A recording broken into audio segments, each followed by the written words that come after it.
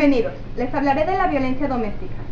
La violencia familiar o doméstica es la acción violenta u omisión entre miembros de una familia y se da en un ciclo de 3 fases. Fase 1. Acumulación de tensión. Se acumulan situaciones que crean fricción entre los individuos y esto provoca ansiedad. Fase 2. Episodio agudo de ira. El agresor descarga su ira contra toda su parentela. Fase 3. Luna de miel. El arrepentimiento lleva al agresor a pedir perdón y tratar de compensar el daño. En México, la situación de violencia doméstica es desalentadora. Los índices según el INEGI muestran el aumento de 486% entre los años 2004 y 2009.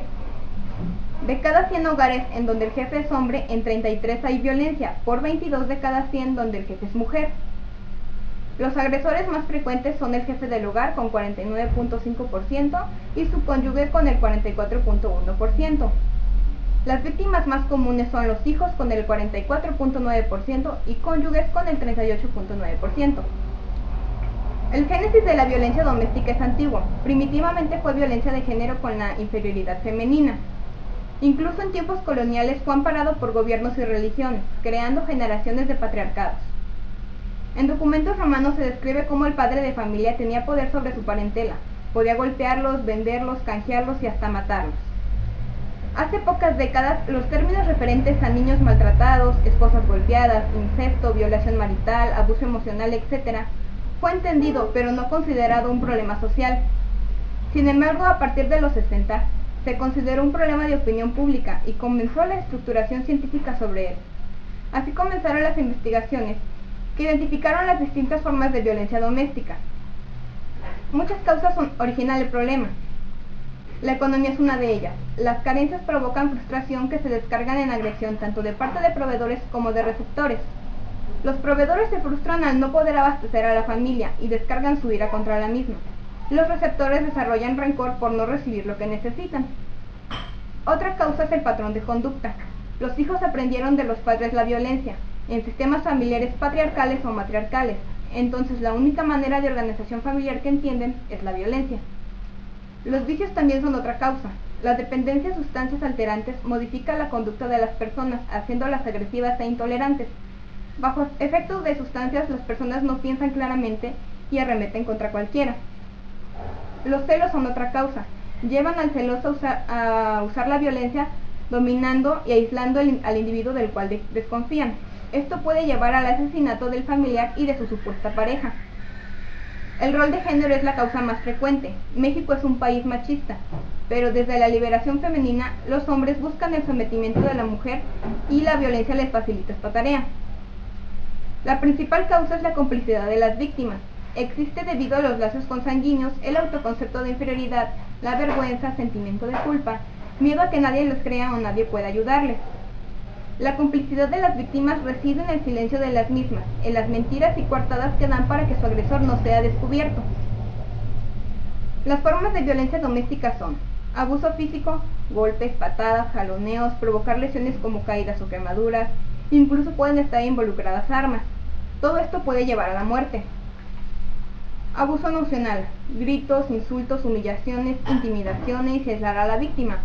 El agresor golpea y destruye objetos o mascotas con la intención de amedrentar a su víctima. La aísla de amigos y familiares, impidiendo su comunicación. Corta sus suministros económicos o incluso puede llegar al secuestro en su propio hogar. Abuso sexual. Consta de obligar al contacto sexual o prácticas en las cuales no se está de común acuerdo. En esto se contempla el incesto y la violación marital. Abuso por abandono. El proveedor desampara a la familia o el encargado de los cuidados de los niños, ancianos y enfermos abandona sus tareas como alimentación o aseo. Una forma común de abandono es desamparar a los incapaces de sobrevivir solos en las vías públicas. Las secuelas se pueden dividir en 3 categorías. Secuelas físicas, moretones, heridas internas y externas, colapso de órganos, rotura de huesos y tendones, parálisis, ceguera, invalidez son las más comunes.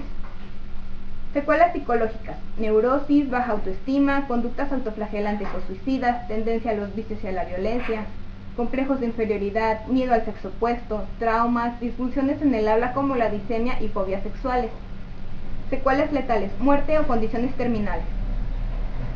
La Constitución contempla la violencia doméstica como un delito. El Código Penal Federal decreta en el artículo 343 que a quien comete el delito se le impondrán de 6 meses a 4 años de prisión y perderá derecho a pensión alimenticia. Se le sujetará a tratamiento psicológico también. Se perseguirá por querella de la parte ofendida, salvo que sea menor de edad o incapaz, en que se perseguirá de oficio. La principal solución es denunciar al agresor, ir a un lugar seguro y entender que no existe justificación para la violencia. Erradicar la violencia es trabajo de todos, otorgando a las nuevas generaciones valores morales, permitiéndoles crecer en un lugar libre de violencia. Hay instituciones que ayudan a las víctimas, como Asociación Mexicana contra la Violencia AC, Centro de Atención contra la Violencia Familiar y otras instituciones independientes o religiosas. Especialistas aseguran que la violencia es natural en el ser humano, pues las guerras existen desde tiempos ancestrales. Estos especialistas dicen que la agresión es parte del instinto de supervivencia, pues al agredir estamos tratando de conservar el control y es diferente a agredir sin razón. Sin embargo, en mi opinión, como en la de la mayoría de los antropólogos, creo que el ser humano se diferencia del animal por su autocontrol y raciocinio, pues no somos víctimas de nuestros instintos.